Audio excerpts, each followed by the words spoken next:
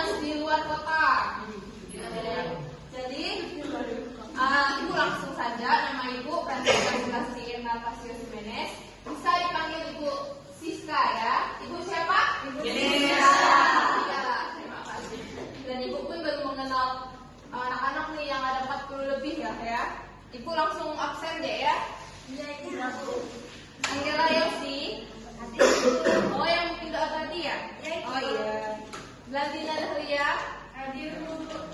Sinta. Hadir Bu. Hadir semua ya. Oke, terima kasih.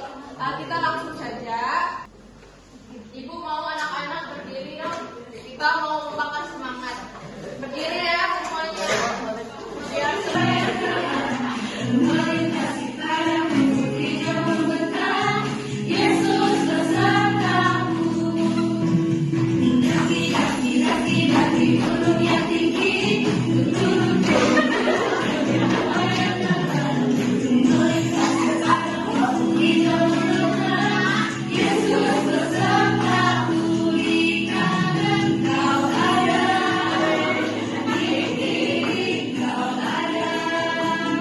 Di atas dan di bawah kau ada. Haleluya.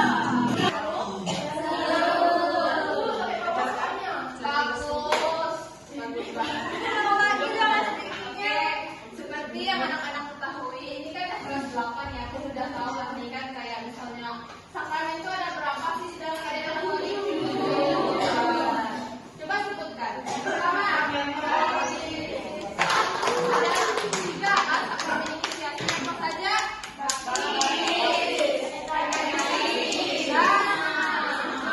Jadi pada hari ini kita akan khusus belajar sakramen Krisma. Ini kan untuk pelajaran suci dan agama Katolik menjelaskan tujuan kita mempelajari sakramen Krisma supaya anak-anak di sini dapat memahami makna sakramen Krisma atau sakramen penguatan serta dapat menyadari pentingnya sakramen Krisma tersebut. Ibu mau menunjukkan gambar, tolong dicermati ya. Baik Ibu. Oke, silahkan. Tolong diperhatikan. Di sini ada siapa? Ada pastor. Siapa lagi? Sama ada anak perempuan.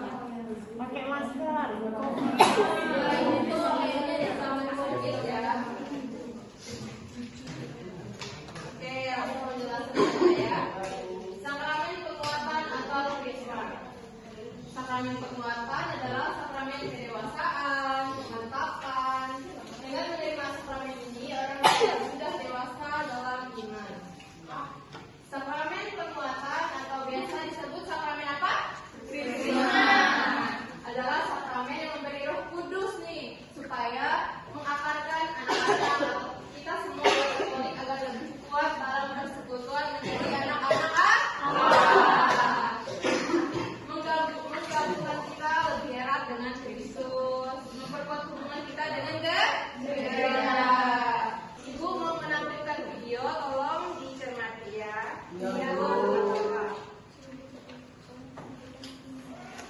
Harus ada sakramen Krisma. Sakramen Krisma adalah sakramen inisiasi dalam gereja Katolik yang memperkuat rahmat baptis melalui pencurahan Roh Kudus. Dalam Krisma kita diteguhkan sebagai anggota gereja yang dewasa dalam iman dan dipanggil untuk menjadi saksi Kristus yang bertanggung jawab. Sakramen hati orang-orang yang telah dibaptis dengan meletakkan tangan agar mereka menerima Roh Kudus. Sakramen Krisma biasanya diberikan oleh uskup, meskipun dalam keadaan tertentu seorang imam dapat meneguhkannya. Orang yang menerima Krisma memperoleh karunia Roh Kudus secara lebih mendalam dan dipanggil untuk menjalani hidup yang lebih dewasa dalam iman, menjadi saksi Kristus dalam keluarga, sekolah, pekerjaan, dan masyarakat, serta terlibat aktif dalam kehidupan gereja melalui pelayanan, doa, dan karya sosial. Selain itu, mereka yang menerima sakramen ini diharapkan memahami lebih dalam ajaran gereja dan kitab suci, berdoa secara teratur. Tadi kan anak-anak sudah melihat videonya kan? Jadi ibu langsung tunjuk ya. Pertanyaan pertama, apa itu sakramen penguatan atau krisma? Nah, silakan adik yang itu jawab. Ya, namanya siapa dek? Dahlia. Oh Dahlia. Silakan dek jawab. Sakramen penguatan atau sakramen krisma itu adalah sakramen yang Tepuk tangan untuk temannya Dahlia. Ada pertanyaan kedua. Siapa yang memberikan sakramen penguatan atau krisma? Ada yang di sana, yang bajunya garis-garis. Namanya siapa dek? namanya Wina. Wina. Oh ya, silakan jawab. Itu Bu, uskup sama imam yang telah diberikan kewenangannya. Oh, ya. Makasih ya, tepuk tangan untuk Wina.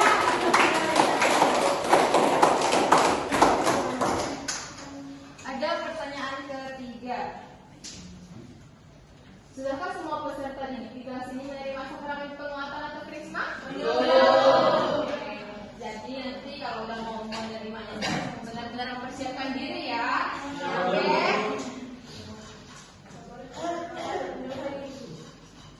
Oke. KGK, dalam KGK ada nih pengertian sakramen krisma ya. Coba dibaca sama-sama. 1, 2, 3. Penguatan, penyempurnaan, rahmat, pembaptisan. Itu adalah sakramen yang memberi Roh Kudus supaya memperkuat kita hubungan kita dengan gereja, membuat kita mengambil bagian yang lebih banyak dalam keputusannya, dan membantu kita supaya memberi kesaksian iman Kristen dengan perkataan dan perbuatan.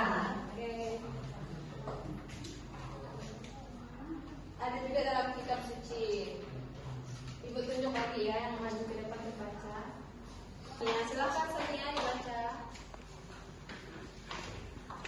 Ketika maaf Ibu, mengulangi. Iya. Kisah Para Rasul bab 8 ayat 14 sampai 17.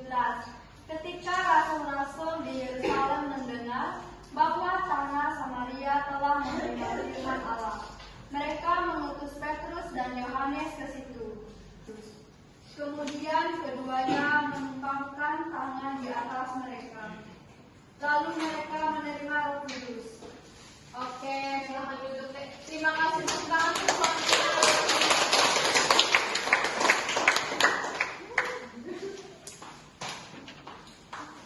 Oke, jadi secara kesimpulan dari materi kita yang telah dipelajari, manfaat sakramen krisma yaitu menyempurnakan rahmat baptis dengan mencurahkan Roh Kudus secara penuh dan mengutus penerimanya untuk menjadi saksi Kristus yang dewasa.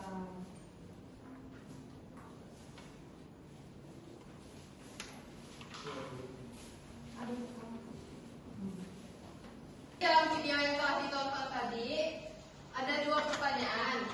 Siapa rasul yang diutus ke tanah Samaria? Oke, Dek Jerry ya namanya. Coba jawab, Dek. Ya Ibu, tadi rasul yang diutus ialah Petrus dan Yohanes Ibu. Oh, oke. Terima kasih, Kakak. Apa yang Petrus dan Yohanes terima? Ada yang bisa jawab atau Ibu tunjuk nih? Ibu. Nah, ada yang pakai baju biru di sini. Apa yang Petrus dan Yohanes terima? Roh Kudus Bu. Oh, pintar. Silakan. Siapa namanya? Namanya siapa? Berbi. Oh, Berbi.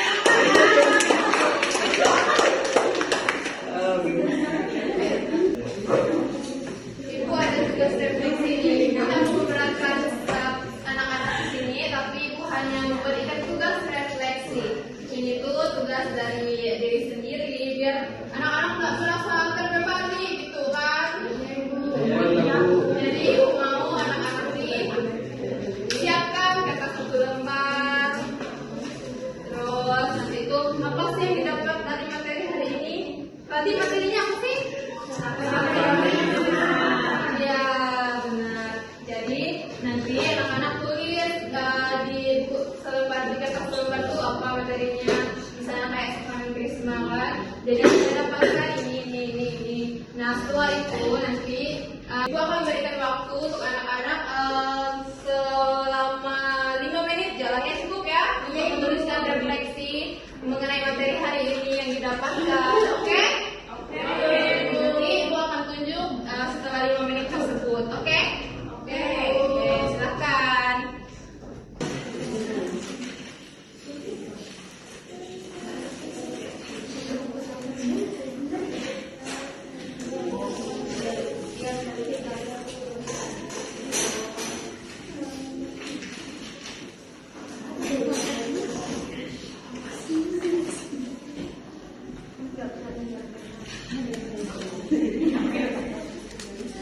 Jangan ya dek, jangan saya terus terus, tidak baik.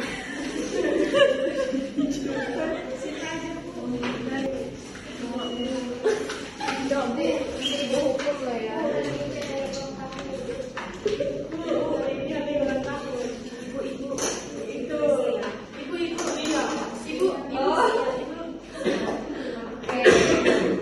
Anak-anak, sudah Ibu akan menunjuk 2 orang ya. Satu perempuan, satunya laki-laki untuk maju ke depan dan menjelaskan mengenai refleksinya. Nah, ada yang pakai baju batik, tadi namanya Sonia ya. Kan Bu, Siapa? Cantika. Cowok Cantika maju ke depan. Sama abang nih, yang mana nih? Maju ke depan ya.